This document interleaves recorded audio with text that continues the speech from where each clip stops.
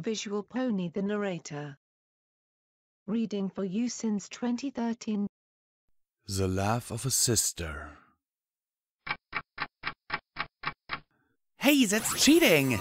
I cried out as my sister used her horn to grab onto the controller of our Nintendo. Being an Earth pony, I had to use my hoofs to control the game, which was kind of unfair. Her magic gave her a definite advantage when we were playing games together, so usually she did not use it. In laugh, war and video games, everything is allowed, my sister giggled, sticking her tongue out at me. We were playing Super Marshmallow Kart, which was one of my favorite games at the time. I huffed slightly and turned my eyes back to the TV screen, now determined to win this race.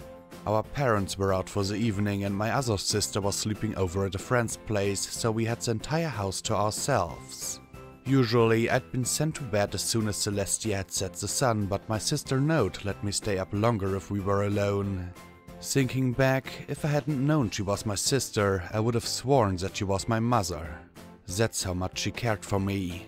Of course, Note won the game, doing a little victory dance while sitting on the couch. I, on my part, pouted slightly. I was sure that I would have won if she hadn't used her horn after all.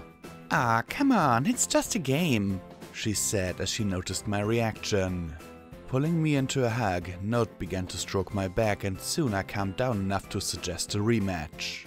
My sister laughed at that, released me from her forelegs and picked up the controller once again.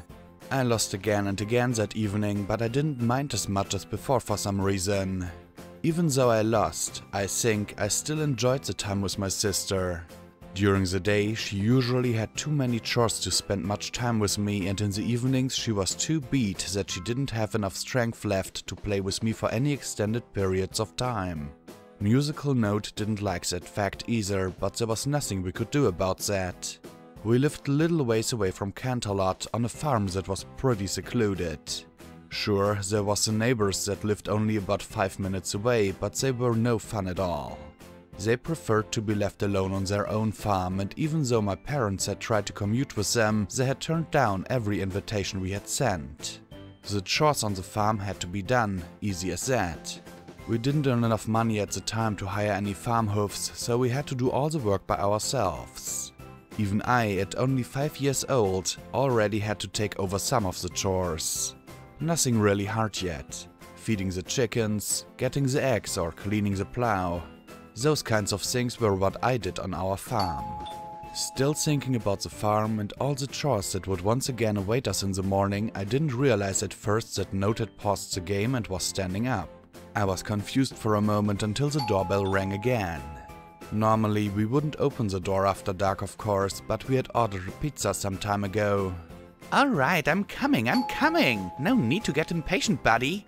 Note called out towards the door, becoming slightly irritated as the bell rang again.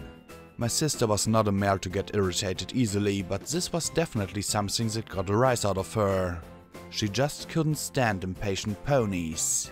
When my sister had left the living room, I put away my controller as well. There was no use in holding onto it if there was food on the way after all. I also knew, however, that after the pizza, even Note would send me off to bed. I waited for what felt like hours, but most likely were only a few minutes.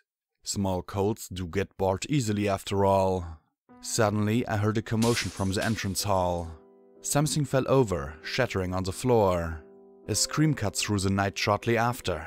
It was my sister's voice, so I jumped up and ran for the door into the hall. What I saw when I stuck my head out will haunt me for the rest of my life. Note was laying in one corner of the hallway, her eyes closed. Even in the dim light that came from the entrance hall, I could see that the wallpaper behind her was smeared with blood. Panicking, I ran out of the living room and towards my injured sister as fast as my short legs could carry me, but a black hooded figure suddenly appeared in front of me, blocking my way. I almost collided with the stallion, coming to a halt only a few feet away from him.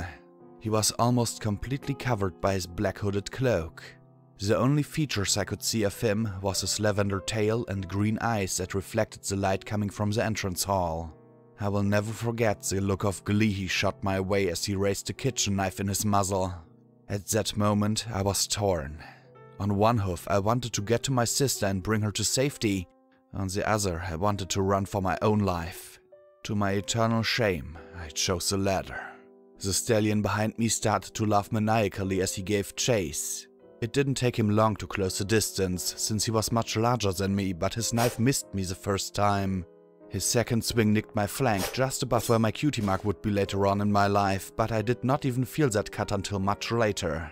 Then, one of the cabinets in the hallway was enveloped in an orange magical glow and fell over right after I passed it. I knew that magic. Looking back over my shoulder, I saw that Note was struggling to her hoofs, several pottery charts sticking out of her back. Nowadays I know that this had been what I had heard breaking before. A vase that stood on a small table in the hallway had fallen over when my sister had tried to fight off the intruder. He had then knocked her out and she had fallen onto the broken pieces.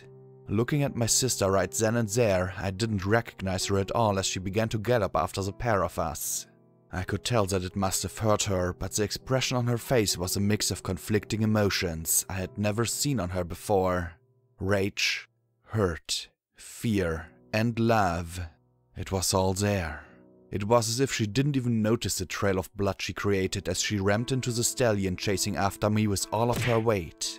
Now, my sister wasn't a big pony, but her speed was enough to knock our attacker over. Cookie, run! Run over to the neighbors and call the police!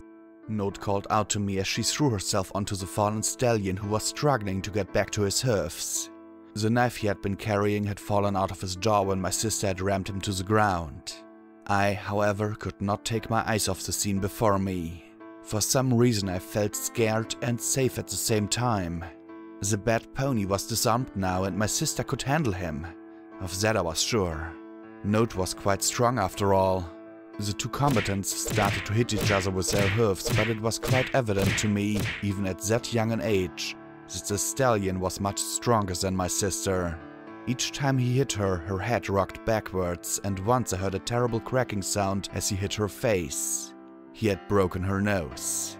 Then, as I rolled over the floor of the hallway, the stallion suddenly brought up his hind legs and threw my sister off. Battered and bruised, she impacted the wall. Her legs were shaking badly as she tried and failed to rise 3 times. When she finally was able to get back to her hoofs on the 4th try, the intruder had already picked up his weapon again. Note's face was swollen. Most of her right eye was swollen shut and the other looked strangely empty. The beautiful brown of the iris had turned into a milky shade of grey. Her eyes widened when she saw that I still had not run away. Run! She pressed out through several broken teeth. I felt as if I was rooted to the spot. My legs just didn't want to move as the stallion knocked Note onto her back once more. Before she could bring up her hoofs to protect herself, the stallion brought down his blade. A strangled cry of pain escaped my sister's throat as the cold steel cut deep into her chest. Her legs came up, wrapping herself around the stallion's neck. He tried to free himself, but Note had trapped him. As her head rolled back, she looked directly at me and repeated what she had said earlier.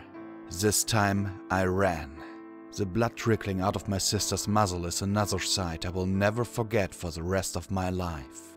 To this day, I cannot forgive myself for not running for help when there had still been a chance for her. Author's note. This story is dedicated to my oldest sister who died 25 years ago. She was not murdered like in the story, but it was murder nonetheless in my eyes. A teacher refused to help her as she was drowning during swimming classes. Let it be known that I will never forget the name of that man. Sincerely yours, VisualPony.